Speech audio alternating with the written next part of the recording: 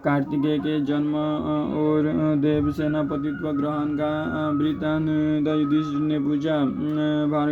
भार्गव श्रेष्ठ स्वामी कार्तिकेय जी का जन्म किस प्रकार हुआ था और वे अग्नि के पुत्र किस प्रकार हुए, यह सब प्रसंग मुझे यथावत सुनाने की कृपा कीजिए। मार्कंड जी कहते हैं, गुरु नंदन सुनिए, मैं आपको मतिमान कार्तिकेय जी के जन्म का वृत्तांत सुनाता हूँ। पूर्व काल में देवता और असुर आपस में संगम ठानते रहते थे। उनमें सदा ही घोर रूप वाले असुरों की देवताओं पर विजय होती थी। जब इंद्र ने बार बार अपनी सेना को नष्ट होते देखा तो वे मानस पर्वत पर जाकर एक श्रेष्ठ सेनापति प्राप्त करने के लिए विचार करने लगे। इतने में उनके कानों में एक स्त्री के आर्तनाद का शब्द पड़ा। वो बार बार चिल्लाती थी, अरे कोई पुरुष दौड़ो, मेरी रक्षा करो। इंद्र ने उसका विलाप सुनकर कहा, भीरु तू डर मत।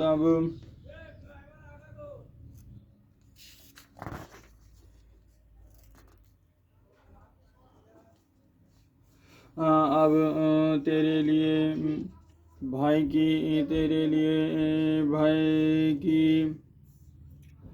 की कोई बात नहीं है। फिर उसने 5 पहुंचकर देखा कि उसके सामने हाथ में गदा लिए कि सीधे खड़ा है। तब वो उस कन्या का हाथ पकड़कर इंद्र ने कहा, अरे नीच कर्म करने वाले, तू किस प्रकार इस कन्या का हरण करना चाहता है। याद रख, मैं वज्रधरी इंद्र हूँ। अब तू इसका पिंड छोड़ दे। तब केशी बोला, अरे इंद्र तू ही इसे छोड़ दे, इसे तो मैं वरण कर चुका हूँ। ऐसा करने पर ही तू जीता जागता अपनी पुरी में लौट सकता है। ऐसा कहकर के केसी ने इंद्र पर अपनी गदा छोड़ी, किंतु इंद्र ने अपने वज्र द्वारा उसे बीच में ही काट डाला। फिर केसी ने अत्यंत क्रुद्ध होकर इंद्र पर एक पहाड़ की चट्टान फेंकी। अपनी ओर आते थे इंद्र ने उसे भी टुकड़े टुकड़े कर पृथ्वी पर गिरा दिया। गिरते समय उससे केसी को ही चोट लगी। उस चोट से घबरा कर वो उस कन्या को छोड़कर भागा। केसी को भाग जाने पर इंद्र ने उस कन्या को पूछा, सुमुखी तुम कौन हो, किसकी पुत्री हो और यहाँ तुम्हारा क्या काम है। कन्या ने कहा, इंद्र मैं प्रजापति की पुत्री हूँ, मेरा नाम देवसेना है। दैत्य सेना मेरी बहन है, उसे यह कैसे पहले ले जा चुका है। अब दोनों बहनें प्रजापति की आज्ञा लेकर साथ साथ खेलने के लिए इस मानस पर्वत पर आया करती थी। और यह कैसी दैत्य नित्य प्रति हमें अपने साथ चलने के लिए कहा करता था, किंतु दैत्य सेना का तो इस पर प्रेम था। मैं इसे नहीं चाहती थी, इसीलिए उसे तो यह ले गया। मैं आपके बल पराक्रम से बच गई। अब तुम जिस दुर्जय वीर को निश्चित करोगे उसी को मैं अपना पति बनाना चाहती हूँ। इंद्र ने कहा, मेरी माता दक्ष पुत्री अदिति है, इसीलिए तू मेरी मौसेरी बहन होती है। अच्छा बता, तेरी पति का कैसा बल होना चाहिए। कन्या बोली, जो देवता दानव यक्ष किन्नर नाग राक्षस और दुष्ट दैत्यों को जीतने वाला महान पराक्रमी और अत्यंत बलवान हो, तथा जो तुम्हारे साथ मिलकर सभी प्राणियों पर विजय प्राप्त कर ले, वो ब्रह्मनिष्ठ और कार्तिकी वृद्धि करने वाला पुरुष ही मेरा पति होना चाहिए। मार्कंडेय जी ने बोले, राजन उस कन्या की बात सुनकर इंद्र को बड़ा खेद हुआ और उन्होंने सोचा कि जैसा यह कहती है वैसा तो कोई वर हम इसमें इसके लिए दिखाई नहीं देता। फिर वे उसे साथ ले ब्रह्मलोक में पितामह ब्रह्मा जी के पास गए और उनसे कहा, भगवान आप इस कन्या के लिए कोई सद्गुणी और शूरवीर पति बताइए। ब्रह्मा जी ने कहा, इसके लिए जिस प्रकार तुमने विचार किया है वही बात मैंने भी सोची है। अग्नि के द्वारा एक महान पराक्रमी बालक होगा, वो इस कन्या का पति होगा और तुम्हारे सेना दक्ष का काम करेगा। ब्रह्मा जी की यह बात सुनकर इंद्र ने उन्हें प्रणाम किया और उस कन्या को साथ लेकर जहाँ वशिष्ठ प्रधान महर्षि और देवर्षि थे वहाँ गए। और उन दिनों वे अनुसार ऋषिगण जो यज्ञ कर रहे थे उसमें देवता लोग आकर अपने भाग ग्रहण करते थे। ऋषियों के आह्वान करने पर अग्निदेव भी वहाँ आए और उनकी मंत्रोच्चारण पूर्वक दी हुई बलियों के ग्रहण करके भिन्न भिन्न देवताओं को देने लगे। उस समय ऋषि पत्नियों का रूप देखकर अग्निदेव की इंद्रियां चंचल हो गई और वे बहुत विचार करने पर भी काम को वेग की रोक न सके, किंतु उस कामाग्नि को शांत करने का उन्हें कोई अवसर मिलना संभव नहीं था, क्योंकि ऋषि पत्नी बड़ी पतिव्रता और शुद्ध हृदय वाली थी। इसीलिए अग्निदेव का हृदय बहुत संतप्त होने लगा और वे निराश होकर शरीर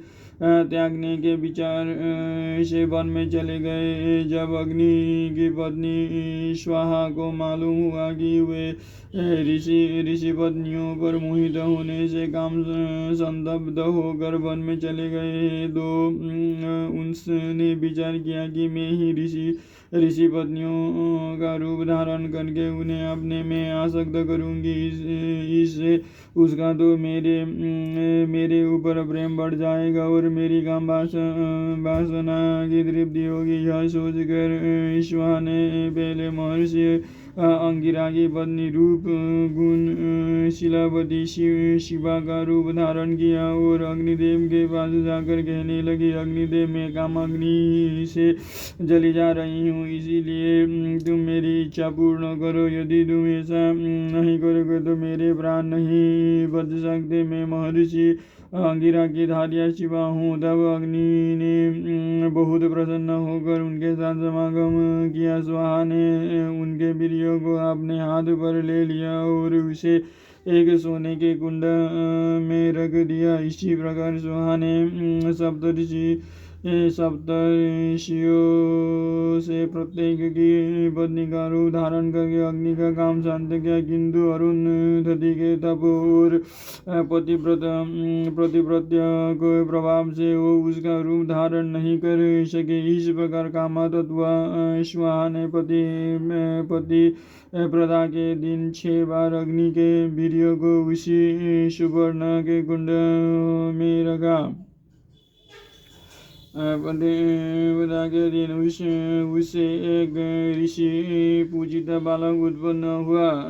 क्षलित वीर्य से उत्पन्न होने के कारण उसका नाम स्कंद हुआ। उसके 6 सिर, 12 कान, 12 नेत्र, 12 भुजाएं तथा एक ग्रीवा और एक पेट था। वो द्वितीय को अभिव्यक्त हुआ, तृतीय को शिशु रहा और चतुर्थी को अंग प्रत्यंग से संपन्न हो गया। जिस प्रकार उदिन होता हुआ सूर्य अरुण वर्ण बादल में सुशोभित हो, उसी प्रकार विद्युत युक्त अरुण मेघ से घिरा हुआ वो बालक जान पड़ता था। फिर त्रिपुर विनाशक महादेव जी ने दैत्यों का संहार करने वाला वो विशाल और रोमांचकारी धनुष रख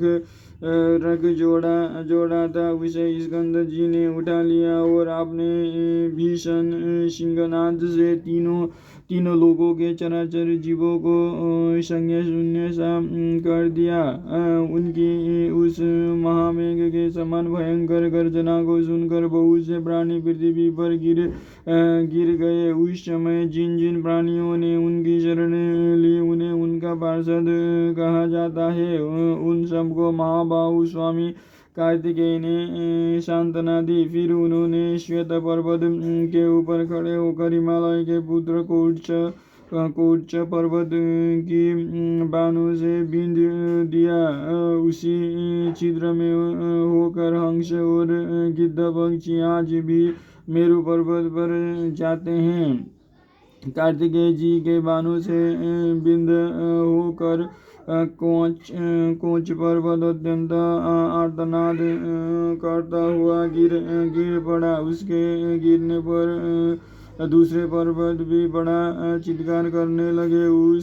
उन अत्यंत आर्त पर्वतों का वह चित्कार शब्द सुनकर भी महाबली कार्तिकेय विचलित नहीं हुए, बल्कि एक शक्ति हाथ में लेकर सिंहनाद करने लगे।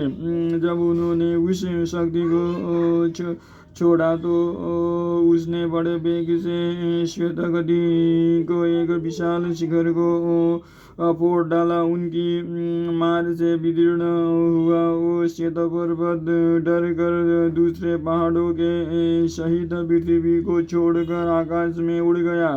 तब पृथ्वी भी भयभीत होकर कहा तहाँ से फट होकर जहाँ तहाँ से फट गई, किंतु व्याकुल होकर कार्तिकेय जी के पास जाने पर वो फिर बलवती हो गई।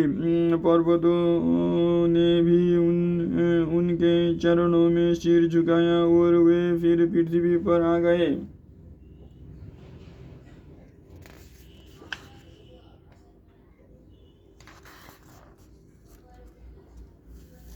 तब से शुक्ल पक्ष की पंचमी के दिन लोग उनका पूजन करने लगे। इधर उस सप्तर्षियों का उस महान तेजस्वी पुत्र के उत्पन्न होने का समाचार मालूम हुआ तो उन्होंने अरुंधति के सिवा और सब पत्नियों को त्याग दिया, किंतु स्वाहा ने सप्तर्षियों से बार बार कहा कि मैं अच्छी तरह जानती हूँ कि यह मेरा पुत्र है। आप लोग जैसा समझते हैं वैसी बात नहीं है। विश्वामित्र जी ने जब अग्नि देव के कामतुर देखा था तो वे भी सप्तर्षियों की इष्टि करके गुप्त रूप से उनके पीछे चले गए थे, इसीलिए उन्हें सब बातों का ठीक ठीक पता था। उन्होंने भी सप्तर्षियों से कहा कि इसमें आप लोगों की पत्नियों का अपराध नहीं है, किंतु उनसे सब बातें यथा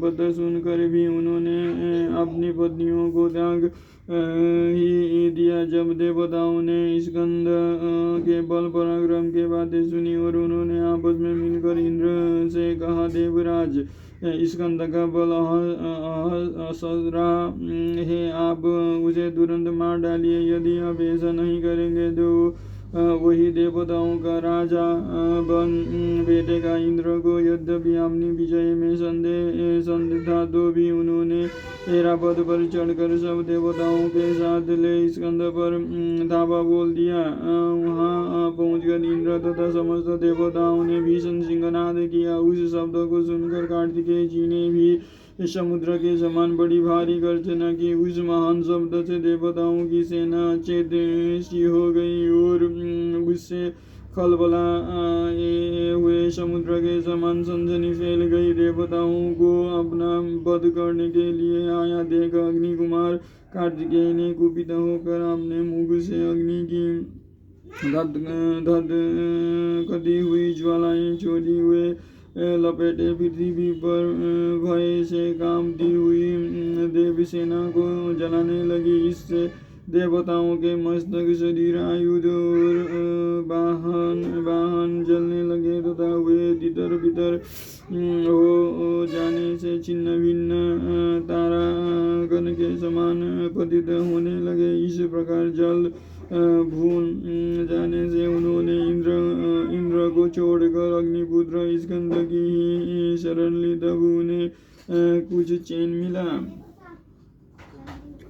देवताओं को त्याग देने पर इंद्र ने स्कंद पर वज्र छोड़ा। तब वज्र ने उनके दाहिने अंग पर चोट की। उससे उनके अंग में से एक और पुरुष प्रकट हुआ। वो युवावस्था का था तथा सोने का कवच, शक्ति और दिव्य कुंडल धारण किए था। स्कंद ने अंग में वज्र का प्रवेश होने से अत्यंत उत्पन्न होने के कारण विशाख नाम से प्रसिद्ध हुआ। इस प्रकार प्रलयाग्नि के समान तेजस्वी एक दूसरे पुरुषों को उत्पन्न हुआ देखकर इंद्र को बड़ा भय हुआ और उन्होंने हाथ जोड़कर स्कंद की ही शरण ली। साधु स्कंद ने सेना के सहित इंद्र को अभयदान दिया। तब देवता लोग अत्यंत प्रसन्न होकर बाजे बजाने लगे। उस समय ऋषियों ने उनसे कहा, देवश्रेष्ठ, तुम्हारा कल्याण हो, तुम संपूर्ण लोगों का मंगल करो। अभी तुम्हें उत्पन्न हुए 6 रात्रियां ही बीती है, फिर भी तुमने सारे लोगों को अपने काबू में कर लिया है, और फिर तुम ही ने इन्हें अभय भी दिया है। अतः अब तुम ही इंद्र बनकर तीनों लोगों को निर्भय कर दो। स्वामी कार्तिकेय ने पूछा, मुनिगण, यह इंद्र त्रिलोकी का क्या काम करता है और किस प्रकार देवताओं की रक्षा करता है? ऋषियों ने कहा, इंद्र समस्त प्राणियों को बल, तेज, प्रजा और सुख प्रदान करता है तथा प्रसन्न होने पर वो सब प्रकार की इच्छाएं पूरी कर देता है। वो दुराचारियों का संहार करता है, सदाचारियों को रक्षा करता है तथा प्राणियों के प्रत्येक कार्य में उनका अनुशासन रहता है। जब सूर्य नहीं रहता तो सूर्य हो जाता है, और चंद्रमा में अभाव में वो चंद्रमा होकर चमकता है। इसी प्रकार वो भिन्न भिन्न कारणों से अग्नि, वायु, पृथ्वी और जल बन जाता है। यही सब काम इंद्र को करने पड़ते हैं, क्योंकि इंद्र में बड़ा बल होता है। वीरवर, तुम भी बड़े ही बलवान हो, इसीलिए तुम ही हमारे इंद्र बन जाओ। तब इंद्र ने भी कहा, महाबाहो, तुम इंद्र बनकर हम सबको सुखी करो। तुम वास्तव में इस पद को योग्य हो, इसीलिए आज ही अपना अभिषेक कराओ। स्कंद ने कहा, शक्र, आप ही निश्चित होकर त्रिलोकी का शासन करें। मैं तो आपका सेवक हूँ, मुझे इंद्र पद की इच्छा नहीं है। इंद्र बोले, वीर, तुम्हारा बल अद्भुत है, तुम्हारे पराक्रम से चकित हुए प्राणी मुझे गिरी हुई दृष्टि से देखेंगे। यही नहीं, मैं हमारे बीच में भेद डालने का भी प्रयत्न करेंगे। इस प्रकार मतभेद हो जाने से मेरी और तुम्हारी लड़ाई ठनेगी, और जैसी मेरी धारण है उससे विजय तुम्हारी ही होगी। इसीलिए तुम ही इंद्र बन जाओ। इस विषय में कोई सोच विचार मत करो। स्कंद ने कहा, शक्र, इस त्रिलोकी के और मेरे भी आप ही राजा है, कहिए मैं आपकी किस आज्ञा का पालन करूं? इंद्र बोले, अच्छा, तुम्हारे कहने से इंद्र तो मैं बना रहूंगा, किंतु यदि सचमुच तुम मेरी आज्ञा मानना चाहते हो तो सुनो, तुम देव सेनापति के पद पर अपना अभिषेक करा लो। स्कंद ने कहा, ठीक है। दानवों के विनाश, देवताओं की अर्थ सिद्धि तथा गो और ब्राह्मणों के हित के लिए आप सेनापति के पद पर मेरा अभिषेक प्रसन्नता से कर दीजिए। मार्कंड जी ने कहते हैं, स्कंद के इस प्रकार कहने पर इंद्र ने समस्त देवताओं के सहित उन्हें देवताओं का सेनापति बना दिया। उस समय महर्षियों ने पूजित होकर वे बड़े ही सुशोभित हुए। उनके मस्तक पर सुवर्ण का छत्र लगाया गया। इतने हित में वहाँ पार्वती जी के सहित भगवान शंकर पधारे। उन्होंने स्वयं ही विश्वकर्मा की बनाई हुई एक माला उनके गले में पहना दी। अग्निदेव ने एक मृग दिया। उनकी कालाग्नि के समान लाल रंग की ध्वजा सर्वदा उनके रथ पर फहराया रहती करती है, जो समस्त प्राणियों की चेष्टा, प्रभा, शांति और बल है तथा देवताओं को विजयों को बढ़ाने वाली है। यह शक्ति स्वयं ही उनके आगे आकर उपस्थित हो गई। फिर उनके शरीर में जन्म के साथ उत्पन्न हुए कवच ने प्रवेश किया। युद्ध करने के समय स्वयं ही प्रकट हो जाता है। शक्ति, धर्म, बल, तेज, कांति, सत्य, उन्नति, ब्रह्मण्यता, असंभो भक्तों की रक्षा, शत्रुओं का संहार और लोगों को रक्षा करना, ये सब गुण स्कंद में जन्मता ही है। इस प्रकार सभी देवगणों ने उन्हें अपना सेनापति बना लिया। इसके पश्चात कार्तिकेय जी के आगे सहस्र देवसेनाएं उपस्थित हुई और कहने लगी कि आप हमारे पति हैं। अब उन्होंने उन सभी को स्वीकार किया और उनसे सम्मानित हो उन सभी को सांत्वना दी। फिर इंद्र की कोई इसी के हाथ से छुड़ाई हुई देवसेना का स्मरण हो आया और वे सोचने लगे इसमें संदेह नहीं इन्हें ही ब्रह्मा जी ने देवसेना का पति नियत किया है। अतः ये वस्त्रालंकारों से सुसज्जित कर उसे स्कंद के पास लाए और उनसे कहा, देवश्रेष्ठ, ब्रह्मा जी ने आपके जन्म से पहले ही इसे आपको पत्नी निश्चित कर दिया है। इसीलिए आप विधिवत मंत्रोच्चार पूर्वक इसका पानी ग्रहण कीजिए। तब स्कंद ने विधि पूर्वक उसका पानी ग्रहण किया। उस समय मंत्रवेत्ता बृहस्पति जी ने मंत्रोच्चारण और हवन आदि किया। इस प्रकार देवसेना कार्तिकेय जी की पटरानी होकर प्रसिद्ध हुई। उसी को ब्राह्मण लोग षष्ठी, लक्ष्मी, आशा, सुखप्रदा, सीने वाली, कुहू, सदा वृत्ति और अपराजिता भी कहते हैं।